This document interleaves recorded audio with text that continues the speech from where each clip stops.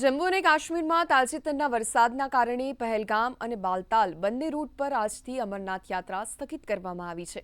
હવામાન વિભાગ દ્વારા જાહેર કરાયેલી આગાહીને ધ્યાનમાં રાખીને યાત્રાને અસ્થાયી રૂપે રોકવાનો નિર્ણય લેવામાં આવ્યો હતો.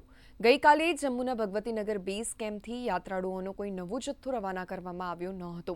દરમિયાન બાલતાલ બેઝ કેમ્પમાં રોકાયેલા 1202 યાત્રાળુઓનો સમાવેશ કરતી 28મી ટુકડીને 44 વાહનોના કાફલામાં જમ્મુ મોકલવામાં આવ્યા હતા.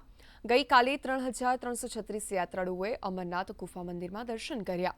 આ વર્ષની અમરનાથ યાત્રા દરમિયાન અત્યાર સુધીમાં મંદિરની મુલાકાત લેનારા યાત્રાળુઓની કુલ સંખ્યા 4,80,019 પર પહોંચી છે.